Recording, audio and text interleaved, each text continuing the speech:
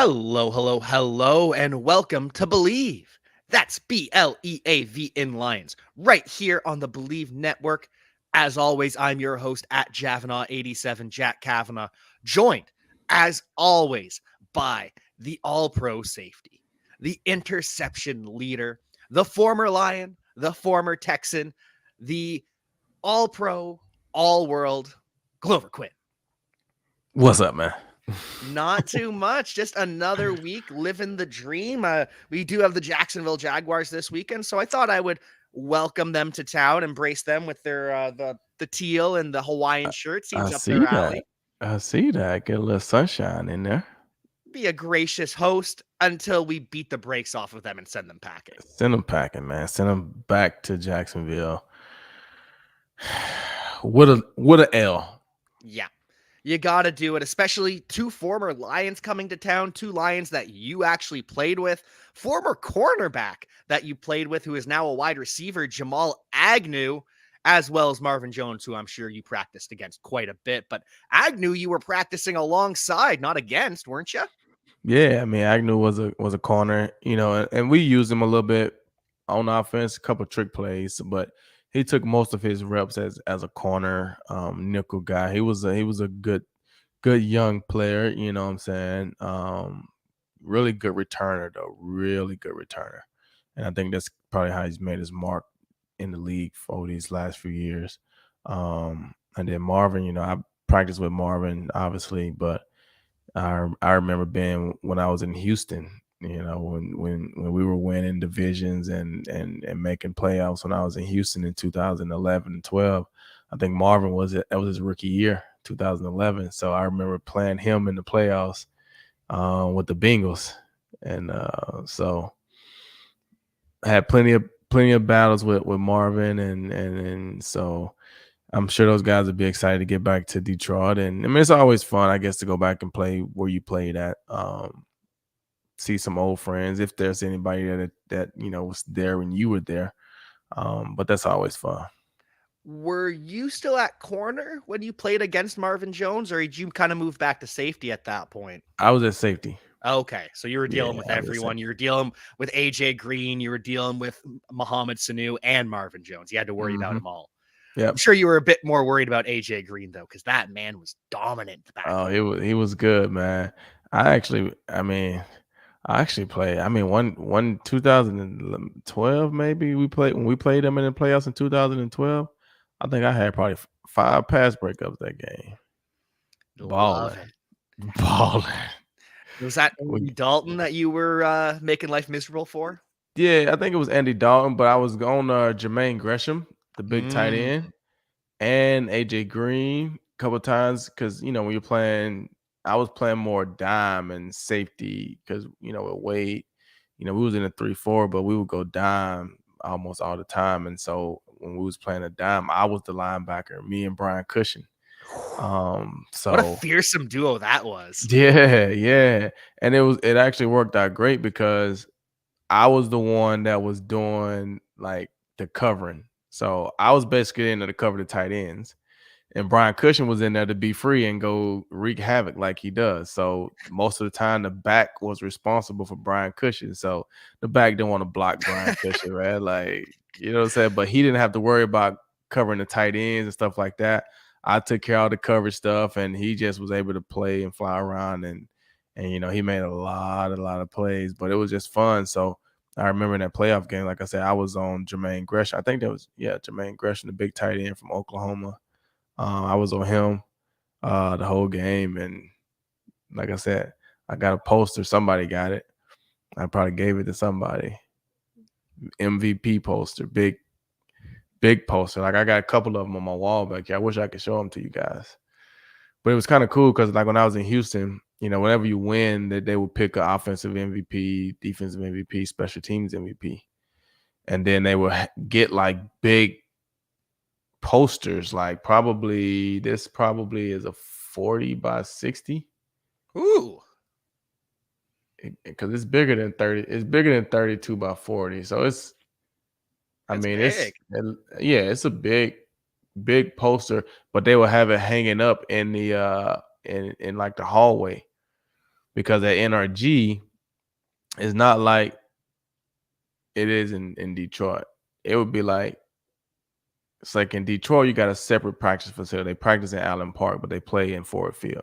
It'd be like practicing at Ford Field.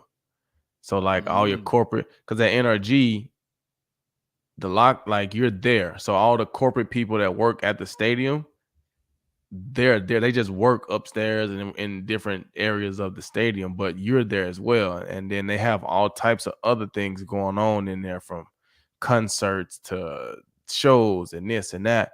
So, when you win MVP and they hang your poster up in the hallways and stuff, everybody that comes through there, they get to see that big poster of you from, you know what I'm saying? And then once yeah, the game is over with, once the week is over with, then they take the poster down and they give it to you. that's a really cool tradition. Yeah, it's actually really cool. So I had 3 of them. I gave one away. I got 2 of them framed right here. But then like, what I'm saying, you know, imagine if they was doing that in Detroit. Imagine all the times that like Calvin Johnson and Stafford would have, these MVP posters, right? So it was like that in Houston. So Andre Johnson, Arian Foster, those guys had them all the time. Probably you could probably decorate the entire wall of your Right. house. So what I did was, because I mean, when you get them all the time, you probably don't really care that much, right? So they would just be stacked up in a locker, just folded up. I mean, like rolled up like a poster. So one day I was just like, "Hey Andre, man, let me get one of these posters from you, man." Like, yeah, he literally pulled one out, signed it for me, and gave it to me. And it was actually the poster that of a picture when he won the game. So in 2012, before we played the Lions on Thanksgiving that Thursday, we played the Jacksonville Jaguars that Sunday. And we went into overtime with the Jacksonville Jaguars that Sunday. And with about 2 minutes to go in overtime, Andre catches a slant, I think, and takes it about 60, 70 yards for a touchdown, and we win the game.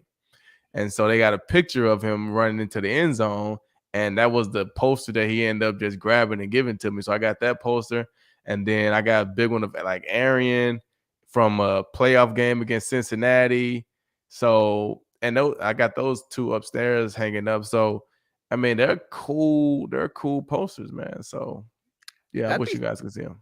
Yeah, you're gonna have to post some pictures of those later. I think make sure that the audience can follow Glover Quinn so that you can see these later. But that'd be something that'd be really cool for Detroit to embrace, especially this Yeah, season. There'd be a lot of different winners, I think. right. And you only get it when you win. Yeah. All right. So Oh, true.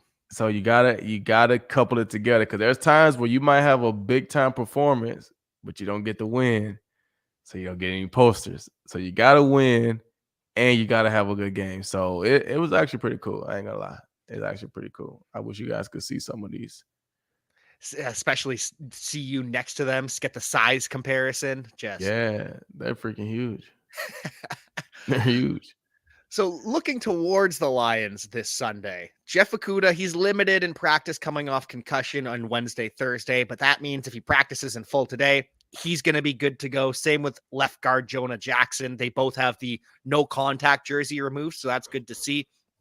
Getting healthier. Oh yeah, those guys would be fine. I mean, Jeff Okuda. I don't know the extent of his concussion. I don't want to downplay it, but I mean, if it wasn't a Thursday Thanksgiving morning game, he probably would have played last week against the Bills. But that quick turnaround, they're not going to clear you in 4 days. So, fortunately for him, it gave him 2 weeks to fully recover, and so I would expect him to be good to go.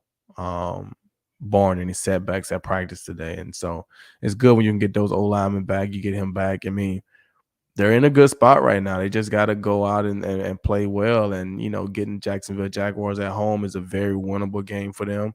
And, to put them at 5 wins if they can get that win. And you just never know. Getting to 5 wins would be huge because then that puts us on the path to 6 wins and so on and so forth. And the Lions have officially removed DeAndre Swift from the injury report. He's been for weeks, even when he was practicing in full, he still had shoulder, ankle, every practice. They have officially taken him off. Does that actually mean he's fully healthy, or how does that typically work when you've had this nagging injury and all of a sudden you are no longer listed? I mean, it just means that you're good to go. You're no longer on the injury report. That doesn't mean that you You're still hurting, right? More than Yeah, that just likely. means you can get through practice. We don't have to take reps off of you in practice. We don't have to hold you out of a drill because of this and that. You can fully practice if you need to practice.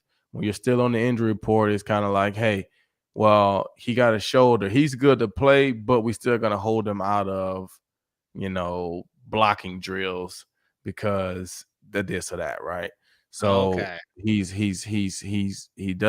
can fully practice, full speed, a full practice. Doesn't mean he don't still probably go and get treatment and continue to make himself feel better, but he's basically to the point now where we can no longer say he's injured. He That can play. He can play at a high enough level now. That makes a lot of sense, and that's kind of what I was wondering. Because even when DeAndre Swift was full, I'd imagine that means, yeah, he's full today, but tomorrow he could be limited. We're just gonna see what happens. Nice to see that he's good to go, and it's a far cry from the summer when we were getting ready for 1,000 rushing and 1,000 receiving yards. That's what Swift was telling people his goal was. Injuries have kind of derailed that. Jamal Williams has stepped up in a huge way. And then you start seeing the fantasy football websites talking about, oh, the Jaguars, they haven't allowed a running back to score in 3 games. And then you go back and actually look at the games. Okay, well, the Ravens just had historic failures on the goal line. I think they went 0 for 4. So, yeah, makes sense. Week before, Patrick Mahomes throws 4 touchdowns against the Jaguars. So, yeah, no running back scores when Patrick Mahomes throws 4. And then the Raiders, Devontae Adams had 2. So, it's always funny when people take these small sample sizes to say, oh, the Jaguars' run defense is so good. They're not allowing touchdowns. And then you go back, well, that's not true at all. Right. I mean, and that's stuff that you have that happens all the time, right? Like I say, a lot of time you see it the opposite way though. You Yeah. see a team have a really good pass defense in the rankings, but their rushing defense is last in the league. And it's like, well, yeah, we don't have to throw for 300 yards on you because we're running it for 300 yards. So we only threw the ball 8 times for 125 yards. Yeah, you're gonna be tops in passing yards, but you're bottom in rushing yards. So it's kind of the opposite. You know what I'm saying? You gotta be tops in rushing. We don't have to run it on you. We can just throw it all over the place and score 4, 5, 6 touchdowns. So yeah, it's funny how those guys get into all that stuff. So hopefully that trend continues. I mean, we throw it to our running backs out the backfield. DeAndre Swift can catch a pass. You know, I mean, if we get down inside the 5, Jamal's going to punch it in. So that streak will probably end this week. Exactly. Exactly. You can always dive deeper into any statement. And a lot of the times when it comes to football media, it's really easy to debunk the stats that they're pulling out because there's always another layer to it. And I'm sure that's not really the case when you're on the field in the locker room because coaches are smart enough to look at everything and say, yeah, okay, they are technically the best pass defense, but look at who they actually have and look how they're actually defending. It's not the players, it's how terrible they are against the run. Right. Yeah. Yeah. I mean, yeah. It's funny that I imagine the narratives that we're all hearing in the media are very different from what the coaches are preaching ahead of defending these offenses. Right. I mean, the coaches know. They know the truth. The players know the truth. Well, that's the cool thing about it. I mean, reporters report what they want to be reported, right? They create storylines, make things bigger or smaller than what it really is. And that's cool because it's media. It drives attention, it drives stuff to the game, regardless of if you like it or not. It drives it to the game. It is what it is. You know what I'm saying? It gets people interested. A good headline or a bad headline, it gets people interested. And so they do a good job, I guess, covering it. I mean, when you're on one side of, you may not like it, but at the end of the day, they do a good job covering the games. And so coaches know, players know, they know the truth, and there's problems in Jacksonville that maybe the media isn't covering, but the players know. The same way with the Detroit Lions, there may be some problems that the media may not address it or they may cover it in a certain way, but the players know, hey, we're not very good at this right here, but we're ranked high because, well, they don't ever get it inside the 20 on us because they're scoring from the 40 on us every time. So we're going to be number one in red zone defense, but they're never in the red zone because we're last in big plays. There was something like that earlier in the season. I think the Panthers were the best red zone offense, but they couldn't get it to the red zone, so it didn't matter. That's why we're here, though. That's why the Believe Network exists, and so that way we can take these little things that aren't necessarily lies, but we can just add the full context to it. Yes. Because no one in their right mind thought the Panthers were an elite red zone offense at any point. No. Especially this year. No. And looking ahead to some of the narrative surrounding this game, we've got DJ Chark in his revenge game, reunion game, whatever you want to call it. I'm leaning more towards the reunion game where he gets to see his friends from the team because Urban Meyer's gone. If Urban Meyer was still there, I would absolutely call it a revenge game. But DJ Chark has no beef with Doug Peterson. He's probably liked Trevor Lawrence for the time that they played together. He grew up with Marvin Jones, so I think reunion's the proper way to frame this. Was DJ Chark a free agent?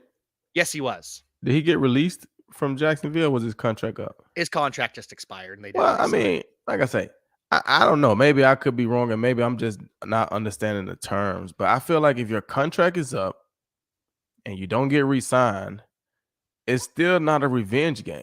Yeah, It's a reunion game.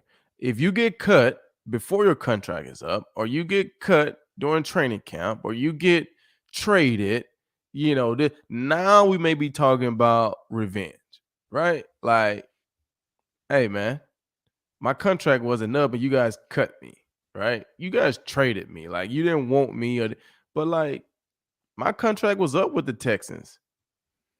I didn't have any revenge. Like, I held up my end of the bargain. They held up their end of the bargain. They didn't want our relationship to continue going forward. That's fine.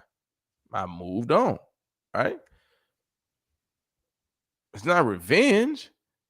It's like, I mean, you may want to show them that they made a bad decision, but it ain't revenge, especially when it's a whole new staff. that's the thing. It's like because you don't have, unless you had some beef with the players. You know what I'm saying? Like, Yeah. No, I completely agree. There's got to be more than just I left for it to be a revenge game. yeah, You send Darius Slay away, that can be a revenge game. You send right. Quandre Diggs away, that can feel like a revenge game. Mitchell Trubisky, his contract expires, but I don't think he feels he got a fair shake in Chicago. So maybe he views that as a revenge game. But I don't know why he don't feel like he got a fair shake. He was the starting quarterback. He was the starting quarterback. Like, what do you mean you didn't get a fair shake? You were the starting quarterback. If you don't perform and they make a change, how do you not get a fair shake? You were the starting quarterback. Like, some guys just hold on to it, though, and they create their own revenge, almost like Michael Jordan. He was getting revenge. Every game was a revenge game for Michael Jordan. yeah. I think it's one of those more than anything, but it's got to be something more than just you are on a new team. Like I say, I feel like when there's, like the perfect example this year would be like Carolina playing Arizona and Robbie Anderson gets revenge on the Arizona Cardinals, right? You had a situation, you get released, you find a new team, and then you go play. Like, that's revenge, right? AJ Brown against the Titans this weekend. AJ Brown against the Titans, right? Did he get released, or they didn't want to pay him or something like that? He got traded because they didn't want to pay him, but every other receiver that was in his class got paid by the team that drafted him. Yeah, so that's like a revenge game, right? Stuff like that. Random, like regular stuff, Your contract up, we decide not to re-sign you. That's not revenge, bro. That's football. That's business. That's that's the life. That's the reunion game, just getting to play with your friends Go again. see, go see your homies, man. If you didn't like the coach, that's fine. You don't got to talk to the coach. Like, go see your homies, man, and keep it moving. And I want to be clear, DJ Chark's not the one building this up. It's the media from Jacksonville Right, and Detroit. But right. for him, it seems as though he's at peace with it. He's happy in Detroit. And yeah, he's ready to make some plays against his former team, especially because he wants to win. He wants to continue the playoff race. And it looks like he'll be doing it without the help of Jamison Williams for at least one more week. There's an outside shot that Jamison plays, but I don't know if you saw the videos of him running in just drills. He is fast. Yeah, he fast, and I mean, I ain't gonna take nothing away from him because he's already ran a fast time, but he's also fresh legged as well. These guys Yeah. have been playing and training camp and practicing, so he's fresh legged and all that stuff. But he did look very, very, very, very, very explosive coming out. Um, but that right there doesn't for me.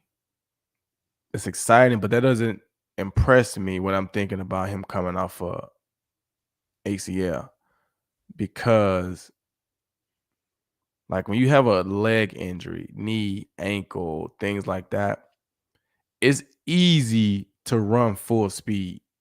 It's harder to jog. It's easy to run full speed. But I want to see, can you cut, right? Like how comfortable are you running full speed, coming to a complete stop, making a cut left or right, coming out of your brakes, coming off of an ACL. You know what I'm saying? Like it's easy. People don't realize it's easy to run full speed. Your feet are not on the ground, your knees are not on the ground very long or hard because you're moving, right? When you're jogging, you put a lot of pressure on that knee because you're slow, it's weight, that ankle, right? So it's harder to jog. It's easier to run full speed. But I want to see, can you cut, right? How comfortable do you feel bursting out off the line, but then coming to a complete stop and making a cut on that leg and stuff like that. So it's good to see him running and look like he's finally having some fun, getting to be involved, be in practice, and do some of the things like that. But I'll be interested to see how he looks, when he's having a cut and, is he thinking about it or is he just out there being normal and natural? It is going to be really interesting to see what actually happens. This is just another step forward in his rehab. We'll see if he plays this Sunday. If not, he has to make his return against. Well, sorry, he doesn't have to make his return against the Jets. He has to be activated to the roster against the Jets. Doesn't mean he has to play. So we're going to be following that. And we are going to be following Aiden Hutchinson this weekend. And Hutch has been kind of the ideal rookie in terms of media coverage. He doesn't say anything too outlandish. There's nothing crazy that gets picked up. He's a business as usual. And then he shows the personality with the Billie Jean. So that was nice as well.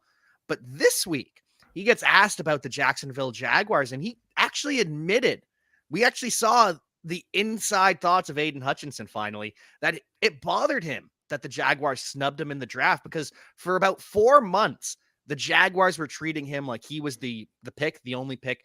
And then the week before the draft, he hears, your arms are too short, Aiden. Sorry, we're going to go with another edge defender because your arms are too short. Nothing about your game, nothing about your college career. It is just the arm length. And so Aiden wants everyone to know that we're going to see if that inch was the difference. Hey, man, that right there, not revenge games, but those are things that drive people in a career. You know what I'm saying? Like every time he plays against Jacksonville, he probably wants to, and it has nothing to do with the coaches because that's an organizational thing, right? Could have been the GM, could have been this. All I know is the Jacksonville Jaguars. And to him, it may be more personal. It may have been the coach. It may have been somebody specific. So he'll remember that. But as of right now, it's the Jacksonville Jaguars. So I wouldn't be surprised if he has a phenomenal game. This is generally how it happens. I mean, I felt the same way about Lovie Smith. I've said that several times, and I had a great career against Lovie Smith and the Chicago Bears. So just be like that sometime. Interesting. I that is I knew you made some plays against the Chicago Bears, especially in Detroit, but kind of forgot that it was the extra motivation. Good to know. Hopefully that leads to a big day from Aiden Hutchinson, and hopefully we see another big day from James Houston, who's emerging as an edge rusher for the Lions as well. 2 sacks in his first game. Taylor Decker, and I know, of course, he's going to say this. It's his guy, it's his teammate, but he says that all summer, James Houston has been giving him issues. Decker and offensive line coach Hank Fraley were talking to why have we not seen this guy on the field yet? And then Aaron Glenn, yes, he's excited for the rookie, but he pumps the brakes. I know you're putting him out there to be the next Lawrence Taylor, but there's more than just pass rushing to being a good football player.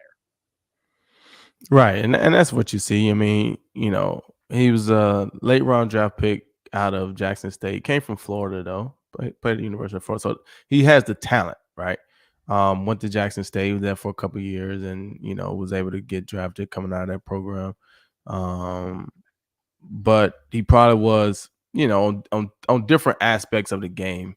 He probably was a little behind or just needed to work on things because, I mean, depending on what they're asking you to do, I mean, if you only know how to rush a passer, now they're asking you to drop in coverage. That may be foreign language to you. It takes a little while to learn and get comfortable with it, and vice versa. If you've only been dropping in coverage, and now they want you to rush the passer, that could be a totally different thing. But it seems like he's a natural pass rusher, or get after the quarterback type of guy. But he's probably not big enough to be a defensive end. So now you got to play linebacker. So you got to play Sam or some type of off the ball linebacker, but we can't blitz you every single play. You got to be able to cover man to man sometimes. You got to be able to drop into some zone sometimes. And sometimes it just takes some practice. And that could be one of the reasons why you hadn't seen him as much.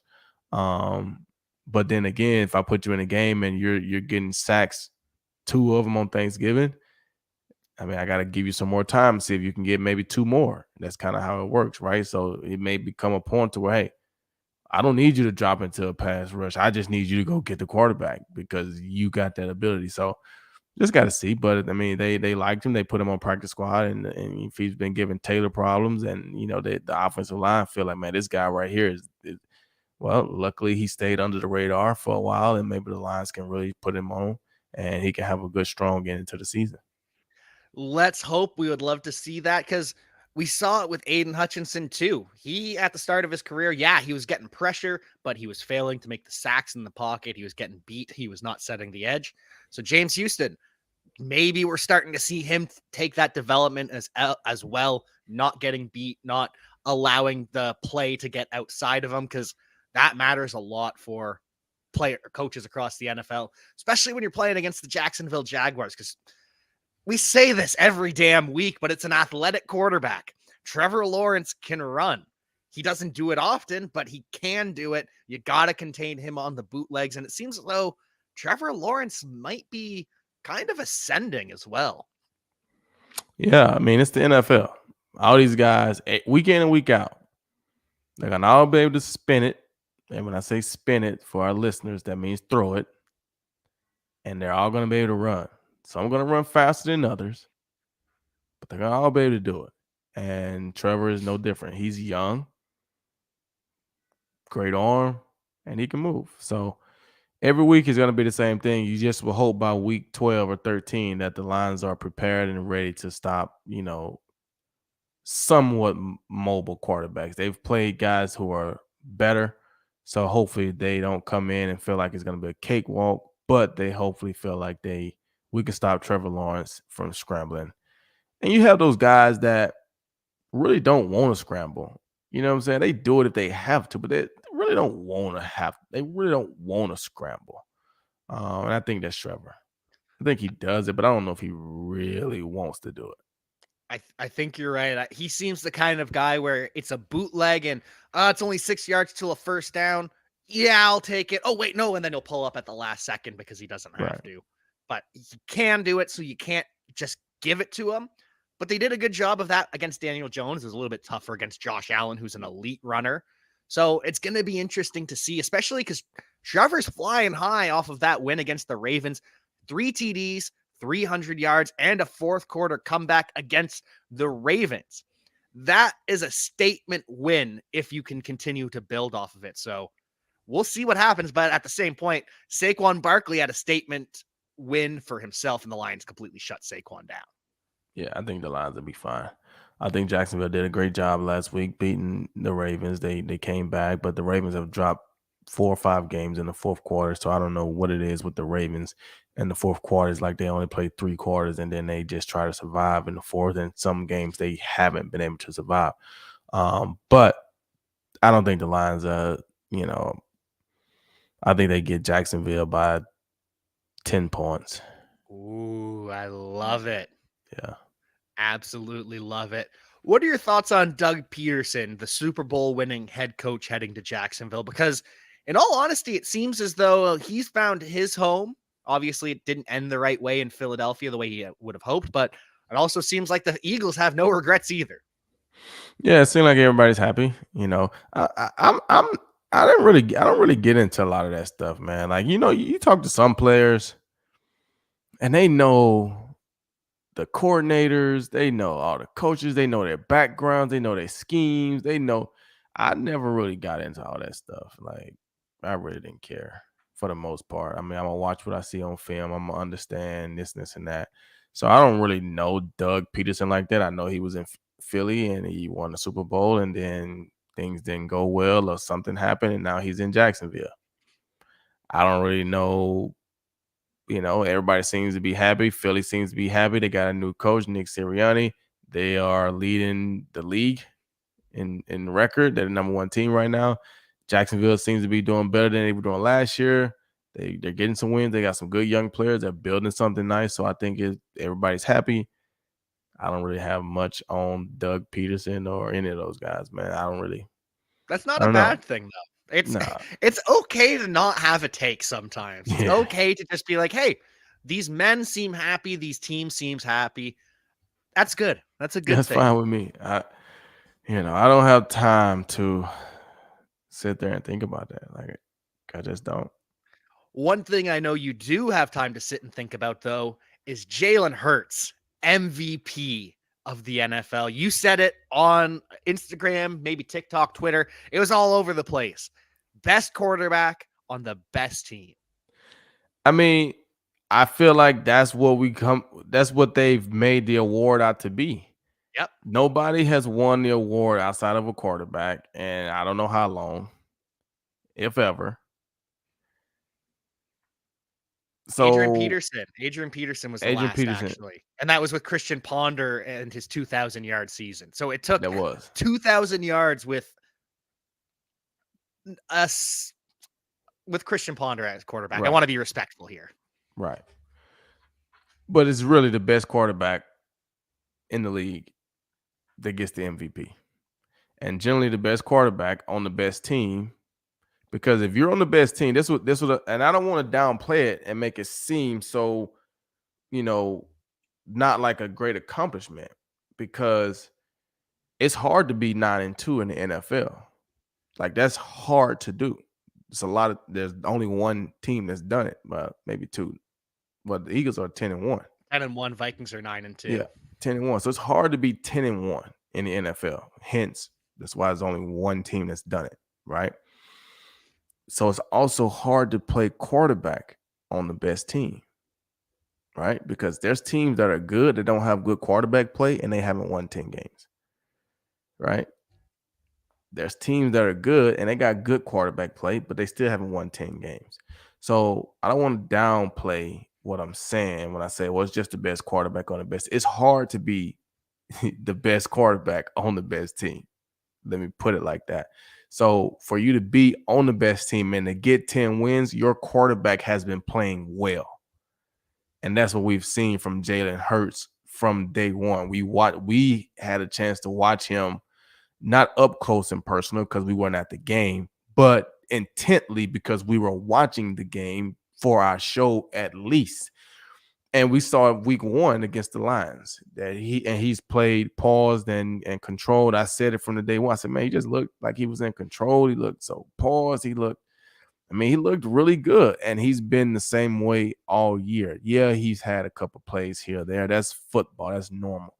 But overall, he's played really good. He's led this team. He's made big plays in big moments. He's made big throws in big moments. And they're a 10-1 football team. So he's the best quarterback on the best team. So why wouldn't he be the MVP? We could say Patrick Mahomes, sure, putting up good numbers. He ain't the best team. Kirk Cousins, he on a good team, but he ain't putting up numbers like Jalen. He's not the best. That's the He thing. ain't You the got to best. be the best team and the best quarterback. Right. And Kirk's not the best quarterback. Josh Allen, good quarterback. But when you look at their record, they're 8-3 now? 8-4 now? I think they're 8-3, 8-4. 9-3, whatever. Eight and They eight just and played three. last night. Eight But and you look four. at 9-3 now they would be. and you probably could say, because he went through a little stretch, that Josh Allen is probably the reason why the Bills aren't 10-1. Yeah. Oh, yeah. You can. Right? I mean, I'm not saying it's just his fault, but you look No. at some of those games, a couple of those interceptions that he threw, a couple of decisions that he made when they were, you know what I'm saying? When you want to say MVP, you make those plays and you win those games. And now instead of being 8-3 or 9-3 or whatever you are in the wild card, you're 10-1 leading your division. So that's why I said, if that's how we're gonna do it, then Jalen Hurts is the MVP. And since they are sitting at 10-1, the Eagles would get a bye for the first round of the playoffs. Vikings look like they're going to have the second seed at 9-2. 49ers, yeah, they could catch up. They're sitting at 7-4, but that's 2 games behind late in the season. Vikings would have to fall off, and the Niners have to continue to surge. And we all know that the 4th seed is going to be whoever wins the Buccaneers versus the Falcons in Week 18. And they're going to host the Dallas Cowboys and probably going to be eliminated first round. Yeah. But after that, those final 2 playoff spots are the spicy ones because Dallas, they're 8-3. We're going to say they've clinched, even though there's still a ways to go. I don't see them falling off. But now we look at it. It's the Giants, it's the Commanders, it's the Seahawks, it's the Lions, and it's technically the Falcons, but I don't think the Falcons are going to get a wild card. No. They're competing for 2 spots, and the Giants are the 6 at 7-4, but they've lost to the Lions. The Commanders are the 7 seed at 7-5, but they've also lost to the Lions. And they face each other twice. Giants and Commanders have 2 games left to play against each other. So if you look at the Giants' schedule, they've got the Commanders, Eagles, at Commanders, at Vikings, Colts, and Eagles. So if they go 3-3 in that span, they're a 10-17. For the Commanders, they have to go 3-2 over their final 5 games to be 10-7. And they've got the Giants twice, the Niners, the Browns, and the Cowboys. So 3 wins is going to be tough for the Commanders. Seahawks, they're at 6-5. They need to go 4-2 to be 10-7, face the Rams, the Panthers, the 49ers, Kansas City, the Jets, and the Rams. So it's possible, but when you look at it, if the Lions win out, they are a 10-17. The Giants and the Commanders only have to go 3-3 and 3-2, and those are stretches. And the Seahawks need to go 4-2. Could we be looking at a Detroit Lions playoff berth? Who's our last 5? Because we got Minnesota one more time. We got the Jets, we got the Panthers, Packers, and Bears. Hold on. Jets, Panthers, Vikings, Bears, Packers. Ooh, that Vikings game. That's gonna be a big one. I feel like they could beat. I feel like they beat Jacksonville. I think they'll beat the Bears. I think they'll beat the Packers. I think they could get the Jets. Panthers. I think they can get the Panthers. Yeah.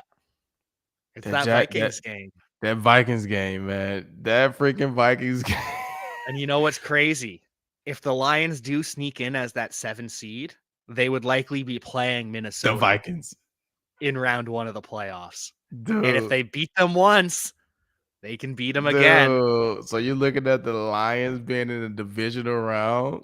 Oh my goodness. I'm saying there's a chance. It is a chance. And you know, hey man,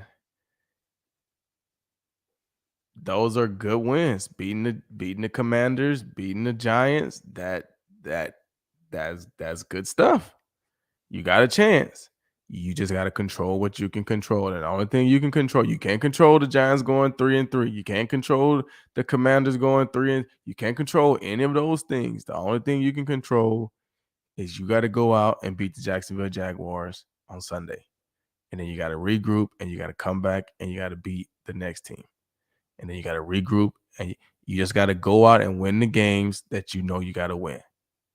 And if you do that, you give yourself a chance at the end. If you get caught looking at what everybody else got to do, that's my job. That's your job.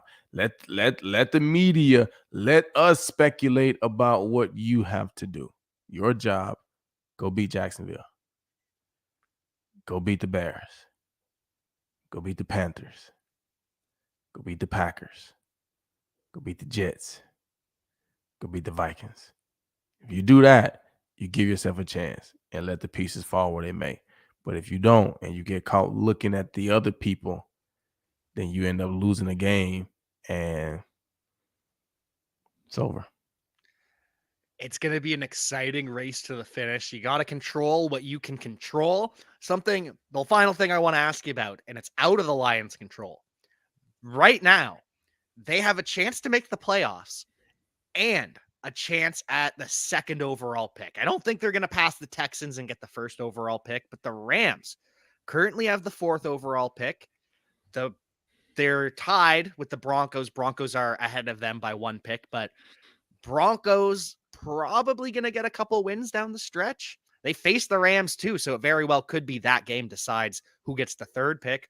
And if the Bears beat the Packers on Sunday, Rams could pass Chicago too. Matthew Stafford sounds as though he might not return. Aaron Donald's missing his first career game. Cooper Kupp probably done for the year. Allen Robinson done for the year.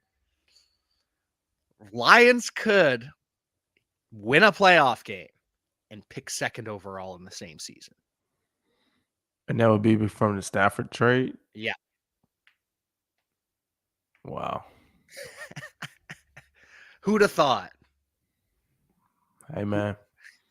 When you do good by people, you put good energy out there, man. Sometimes good things happen for you, man. So that'll be crazy, though. It's looking like everyone is a winner in the Stafford trade. Stafford got to go free. Stafford got to win a Super Bowl. The Rams win a Super Bowl. And the Lions get Jameson Williams and possibly a top 5 pick. Yeah, that worked out for everybody. Good That's karma. what you call a win-win. Good karma going out into the world, letting Stafford go to where he desired. Another person sending good karma out into the world every single day, Glover Quinn. Glover, thank you so much for joining me once again. Any pluggables to plug or any final thoughts here? Nah, man. Just I mean, I can always plug my stuff, man. I feel like I plug that stuff all the time, man. Just support the podcast, man. It's a lot of people doing great podcasts, man. Just support the podcast and enjoy football, enjoy the holidays. Enjoy football, enjoy the holidays, enjoy Believe in Lions and the rest of the Believe Network. Enjoy our friends over at betonline.ag. And until then, we will see you next time.